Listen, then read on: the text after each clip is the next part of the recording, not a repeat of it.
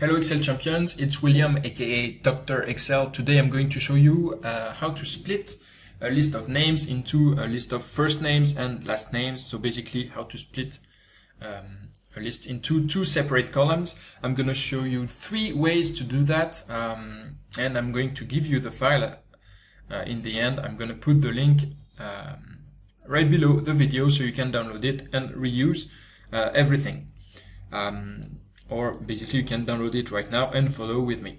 So here I have a list of full names, and what I'd like to do, I'd like to split between first name and last name. For example, here I'd like to have Rachel in the second column and Riddle in the third column. So first way we can do this, we can actually use something which is really convenient. We can, for example, here copy the first name. So we're going to do one by hand. And here we should have, so it's not always shows, but we can go into data, and there's an option, like an Excel with a flash, which is for flash fill, and you can, when you click it, it will find, a pattern between the list that you have and the data that you have selected for the first one, and try to reproduce this pattern. So here it understood that I always take the first name, and it's going to copy it in the whole column, and here it's gonna be the same. So I can do flash fill, and same thing, it's gonna see that each time I took the end of the name. So that's one way to do this, which is okay. So here it worked fine. Sometimes you have a bit of mistake. It doesn't detect the pattern very well. So I'm going to show you a second way to do this. It's actually transforming some text to different columns, and we have a tool for that. It's called, text to columns in the data tab. So I'm gonna select text to columns. I have to select the column I want to convert before. So here's going to be the column A. I'm going to do text to column and have like a little wizard that's going to help me decide what I want to do. So usually I'm going to choose the delimited option, which means that basically every piece of data is separated by a space. Here it's a space between the first and last name. So here I'm going to select delimited. I'm going to specify the kind of delimiter I have. So here it's a space, but it could be a semicolon sometimes. It kind of depends on your data.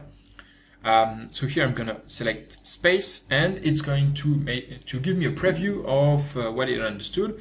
And so here we see that it actually understands well and separates the first name and the last name each time. So that's good. And last thing, I'm going to say where I want it, write it. And it's going to be, I'm going to put it here, okay? So in E1, finish, there's already data. No, there shouldn't be. And that's it. So it's another way you can do it. So you maybe have to rename this, but it's going to work the same way. So two ways to do this. The problem with that is that it's not automatic. So if you have like a list of people that you import from an external software or basically anywhere, it's not going to recalculate. So if you have to go through all these steps each time, and it's maybe not convenient for you. So I'm going to show you the third way to do it with Excel formulas. Let's do this. So what do I need now? Basically I need to find, what I'm going to do, I'm going to take this text here, and I'm going to read it from one point to the other, from one point of the string to another point. So here what I'm going to say, I take all of this name, but I read it from the first character to the number of character, which is the space. For the first name, and for the second one, we're going to say I start at the space and I read till the end. That's the game plan. So first I have to find where the space is. So I'm going to use find, and I'm going to use find the string that contains only one space within this thing here, and it's gonna tell me 10. So it means it's I read until character 10. So now that I have this, I'm going to take the left part of the name. So I'm going to take left of this left part of the name, and I'm going to take 10 characters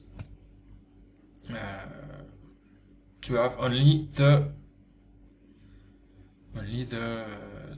first name. Okay.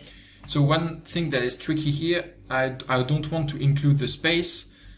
So if I do this and I remove one, does it change or not? I just want to check. I'm at the edge here. So yeah, if I remove one, you know, I still have the name. It means I had the space before. If I remove two, yeah, I remove the A. So I have to remove one.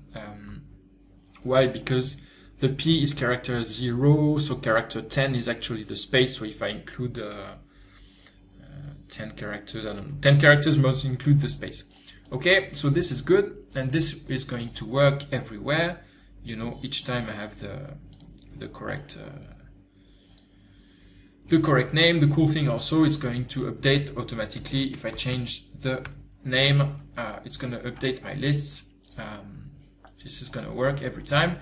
And for the last name, basically it's going to be the same strategy, except we take the right part. So it's going to be right part of the full name. And little trick here, because I cannot, I have to compute the number of characters of the surname. And this is going to be actually the total length of the full name minus what I've minus here. Minus what? Minus the position of the space. So the full length minus everything here, which is what did we say it was? It's find space in A2, right? And here it starts at C, which is cool. It means we start at the correct position. And yeah, and that's cool. This is actually it's maybe not the simplest if you're not used to Excel formulas, because you have to work on it a little bit and understand how it works. But that's my favorite because it's automatic. So if I had someone to the list, here you see that John Doe is going to appear automatically, which is really cool. If you import all the lists from somewhere else, you just have to paste it here, and you're gonna have all your data automatically calculated. This is super cool, I think. So of course you can download the file right below. I'm gonna put the link for you, so you have the file with all the formulas, and you can reuse it. And I'll see you tomorrow for a new Excel tutorial. Don't forget to subscribe. This way you get notified as soon as I publish it. See you tomorrow, guys. Bye bye.